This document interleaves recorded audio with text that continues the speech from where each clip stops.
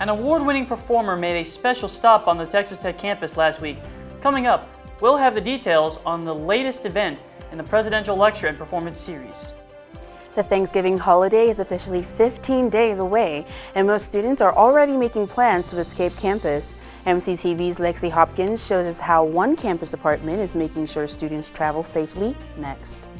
And the Texas Tech football team took their farthest trip of the year so far in hopes of getting back into the win column. MCTV's Austin Seat has a look at that game and more in sports. This is the MCTV Weekday Update.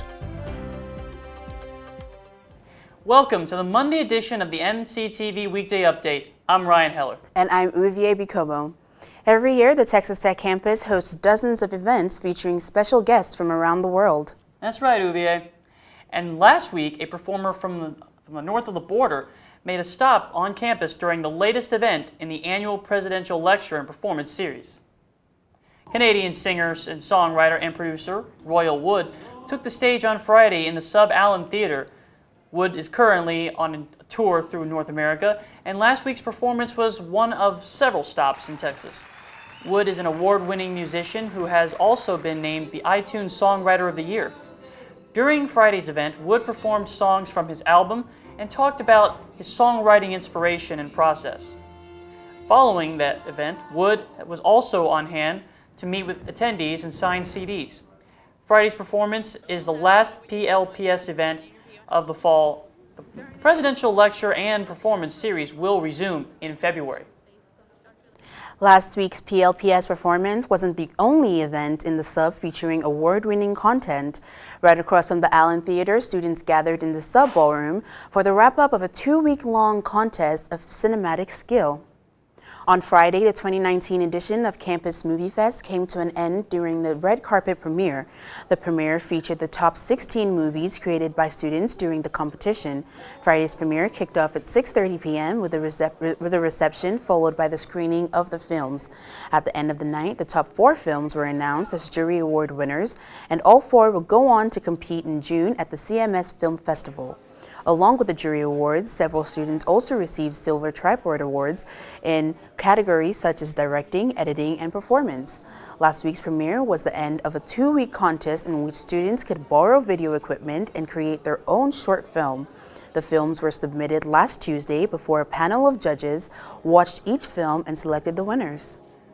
All last week, Texas Tech University celebrated a special group of students who are the first in their family to call the campus home. Last Monday through Friday, the Division of Diversity, Equity, and Inclusion hosted the university's first ever First Gen Week. First Gen Week recognized students who are the first in their family to ever attend a college or university. On Friday, the week-long set of activities wrapped up with the Conversations with the Next Generation speaker series in the Sub Matador Room.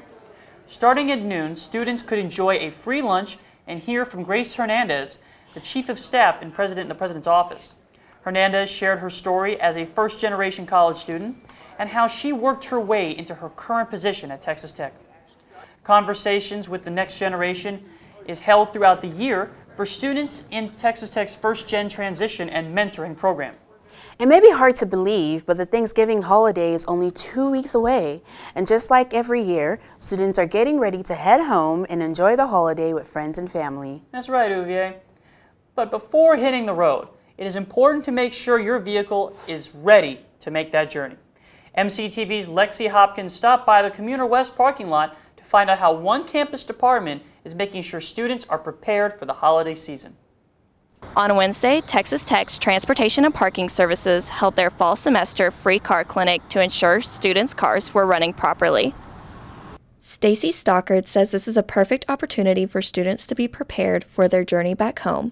However, the clinic is not just held for Tech students, as other individuals around Lubbock take advantage of this opportunity also. Anyone is welcome here at Free Car Clinic. We typically see mostly students, but we also have quite a few employees that come through, and sometimes we'll get some visitors as well. The clinic was introduced a couple of years ago by Eric Crouch, who saw actions similar to the clinic at a different university. He believed this would make the stress of traveling a lot less intense for students. Attendees were able to come to the free car clinic to make sure that their vehicles were prepared for the upcoming holiday travel. We usually hold it every November, March, and then usually midsummer to coincide with Thanksgiving and Christmas, spring breaks, and then kind of those midsummer road trips that you take. Tori Rural, a junior at Texas Tech, saw the advertisement for the clinic on her tech accounts. She said she came to have her car checked before her trip back home. I'm going to Dallas soon, so I figured that it would just be easier to have it popped up here instead of doing it myself because I don't really know a lot about cars. The clinic has a successful turnout each time with seeing over 100 cars. Each car is provided with a drink, a snack, and a Texas Tech travel mug as a thanks for being a part of the event. It's a great opportunity just to get it checked out without having to pay a whole lot of money to go to an actual mechanic and do it. If you miss us today, if you're a tech student, Scott's Complete Car Care does offer a similar check at their shops. They have one on University, that's probably the closest one to campus. To find upcoming dates of when the free car clinic will return, visit parking.ttu.edu. For MCTV, I'm Lexi Hopkins. Back to you. Thanks, Lexi. Wednesday's free car clinic was a great option for students with their own transportation, but if you don't have a car, there's another option to head home for the holidays. Tickets for the annual Holiday Break Shuttle are currently on sale.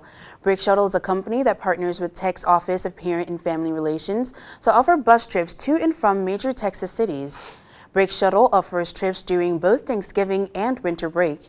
This year's destinations include Austin, Dallas, El Paso, Houston, and San Antonio. Tickets prices range from $103 to $119 one way depending on the location. For Thanksgiving, each trip will depart from the sub on Wednesday, November 27th and return to campus on Sunday, December 1st.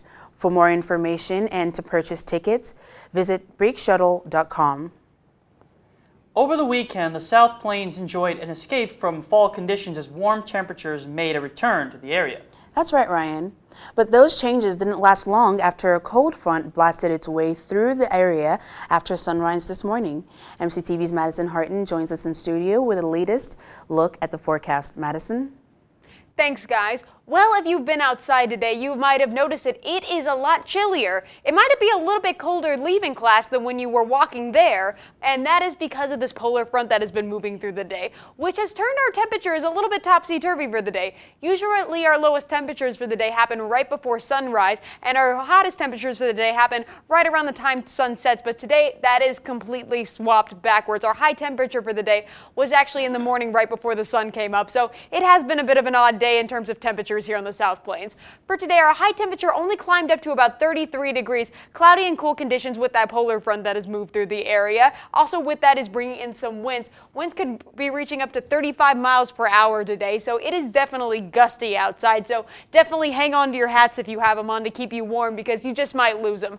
For tonight, the temperature is only going to continue to drop as the day goes on. 18 degrees is going to be our low going into this evening. Partly cloudy conditions. As that front moves out of the area, the clouds should disperse a little bit, and we should be able to see a little bit more clear conditions. And the north by northeasterly wind coming in only 10 to 20 miles per hour. Now, that is still very, very windy outside, but that is much more manageable than 20 to 30 miles per hour. Speaking of this wind is bringing in a lot cooler temperatures with us. I know it's 33 outside now, but this wind is making it feel a lot colder than it actually is. It just bites you. In Lubbock metropolitan area, that wind chill is bringing it down to 13 degrees, and our coolest temperatures due to this wind chill are up at Silverton at 8 degrees Fahrenheit. That is a single-digit number. That is how cold this wind is making us feel. Now, the cold is another thing I want to talk about while we're here. For Lubbock metropolitan area, we're experiencing record cold in the South Plains, 15 degree Fahrenheit going into tonight, and at Silverton it is going to be 12 degrees with that wind coming in, so a little bit cooler to the north of us, but it is definitely very chilly anywhere you go in the South Plains right now. But don't worry, it won't be lasting long. For tonight, though, as we are in those cooler temperatures, it is important to remember our winter safety. Now remember, please check on your neighbors, especially if they're elderly or if they have children within their household. Definitely make sure that they have a warm place to go. Make sure that their heat is working. Just be neighborly, check on people, and if they don't have a warm place to go, maybe invite them in at least for a couple hours just to help get them warm. Now, the other thing we need to remember during this cold time is the 3 Ps of winter advisory: your pets, your plants, and your pipes. If you have animals outside, definitely bring them in for the night, or at least make sure that they have a blanket out there in in their doghouse or whatever. Make sure they have plenty of food and water for this cold night. Your plants, cover them up if they are planted over the ground with a blanket. You'd be surprised how effective that is. You might think, oh, it's 18 degrees outside. What good is covering it up with a blanket? But it definitely does help a little bit. And your pipes especially. If you have any pipes exposed outside of your house, cover them up because we don't need any pipes bursting outside. And if it is going to be below freezing, definitely leave your pipes on a little bit, just a little bit of a tap just so you get a little drippy there. That way your pipes don't freeze up on you, because believe me, if they burst, that is going to be some bad news for our winter season. Going into tomorrow, we can see that we are going to be having a little bit of a warmer temperatures, but warmer is only relative right now, considering today feels a little bit more like January or February than November. For Lubbock metropolitan area, around the mid-40s, so a little bit better doing for us. We are going to be seeing a bit of a return to form for our fall temperatures as we go into tomorrow and the rest of the week. For Tuesday, we're going to be experiencing a high of 48 degrees. The sun will be back to see us, so at least it'll be sunny outside, making it a little bit warmer. 30 degrees is going to be our low, and a west by southwesterly wind at 10 to 20 miles per hour. For Wednesday, high of 69 degrees, low of 35 degrees, and a southwesterly wind coming at 10 to 20 miles per hour. For Thursday, very similar conditions, a little bit cooler than Wednesday, high of 56, low of 30, and a northeasterly wind coming at 10 to 20 miles per hour. Now, we all know that weather on the South Plains can be very unpredictable, so these conditions could continue into the week and the coming up weekend, or we could be seeing another round of cold temperatures blasting through with all this polar air that we've been experiencing. So definitely tune into our weather forecast on Thursday to see so you can make your weekend plans accordingly, because Lubbock weather is crazy and it can change in the blink of an eye. I'm Madison Hartin for MCTV Weather. Back to you in the studio. Thanks, Madison. After a bye week, the Texas Tech football team returned to action this weekend on the road. But could the Red Raiders find a win in West Virginia? MCTV's Austin C. joins us now in the studio with a look at highlights from Saturday's game. Austin? Thanks, Ryan and Uvie. The past few weeks have been very big for the world of sports. With the NCAA basketball season starting last week, many fans are ready for the big names and teams coming to play this year. With that being said, Texas Tech Athletics had another big week with the Red Raiders going to Morgantown to face the West Virginia Mountaineers this past Saturday. During the game, the Red Raiders got off to a hot start, scoring 3 touchdowns in the first quarter while only allowing West Virginia 3 points. Tayshawn Henry had 2 touchdowns, with fellow receiver Dalton Rigdon getting the third from an 81-yard touchdown pass from quarterback Jet Duffy. Tech continued the attack in the second quarter with 2 more touchdowns just before halftime from Sir Roderick Thompson. The rest of the game continued with Tech dominating on both sides of the ball and not allowing the Mountaineers to catch up. The game ended with a score of 35-17, giving Tech a record of 4-5. Jet Duffy finished the game completing 24 out of 34, 354 yards, and 1 touchdown. However, it was the ground attack from the running backs that gave Tech the win in this game, with both backs having a total of 33 attempts for 127 yards and 4 touchdowns. With this win, the Red Raiders returned home to play TCU here in Lubbock at 11 a.m. If you were not able to make the game, you can watch it on ESPN2. The men's basketball team played in yet another sold-out arena during their second game of the season at the USA on Saturday against Bethune-Cookman. The Red Raiders started strong and never lost the lead against BCU, who only managed to get close by 4 points. The Red Raiders then took off with momentum as the buckets started to fall, raising the spread to a 21-point difference at the half. In the second half, the Red Raiders continued their assault on BCU, scoring point after point until the end, winning 79-44. TJ Holyfield was Tech's leading scorer with 20 points, followed by Ramsey and Moretti with 13. The Red Raiders will gear up for their first road game against Houston Baptist this Wednesday before coming back for their next 2 home games. Moving over to soccer, the MLS had their final game of the season with the Seattle Sounders taking on Toronto FC for the 3rd time in 4 years for the MLS Cup. The game started off scoreless in the first half, with both teams giving a great defensive effort for 45 minutes. In the second half, Seattle started to gain a lot of momentum, with Kelvin Leardom scoring the first goal of the match in the 57th minute. After that, 2 more goals were scored by Victor Rodriguez in the 76th minute and Raul Rudiez in the 90th minute. However, Toronto never gave up, scoring a goal in the 93rd minute by Jose Aldotore. But it was sadly just too late to make a comeback, giving the Seattle Sounders the win and their 2nd title in 4 years. Sticking with soccer, the Champions League is well underway, with 4 out of the 6 match days completed. The knockdown rounds are still 2 months away, but already some teams are making headlines. One in particular was from Club Brugge, who recently fined and dropped their striker for missing a penalty against PSG, giving them a 1-0 loss. The striker, Mbaye Diagne, was fouled in the 74th minute by PSG defender Thiago Silva and insisted on taking the kick himself. However, the kick was saved by keeper Keller Navas, and PSG was able to save their streak of not having a goal scored on them. After the game, the team fined Diagne and he was left out of the squad for their next Belgian league match. The head coach, Philippe Clement, said he has yet to decide whether or not that Diagne would play for the club in the future, stating that it will depend on his reaction in the coming weeks. Well, that's all for sports. Back to you, Uvie and Ryan. Thanks, Austin. A little over a week ago, people around the United States celebrated Halloween with a day of costumes, tricks, and treats. That's right, Uvie. But just a day later, another holiday from the south of the border took over the Texas Tech campus. MCTV's Gabby Salazar stopped by the TTU library to check out one campus group's supernatural celebration. On Friday, November 1st, the UMI hosted their Dia de los Muertos celebration at the Texas Tech Library.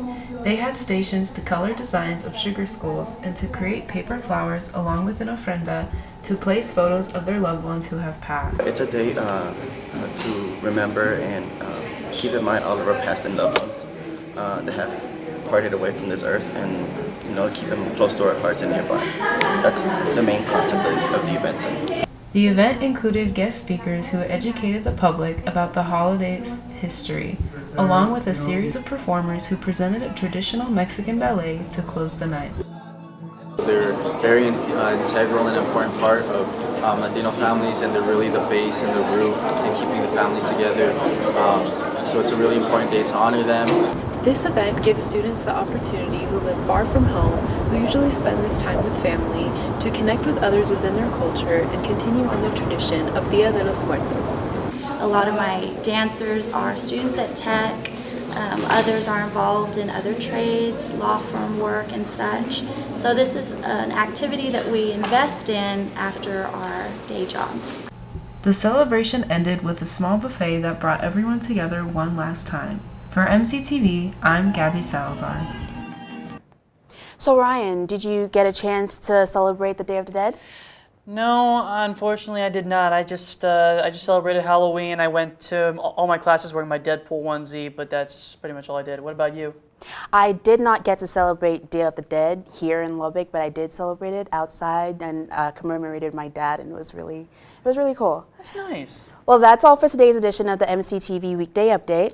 Thanks so much for joining us, and be sure to check ttuhub.net every day for more news. We'll see you on Thursday.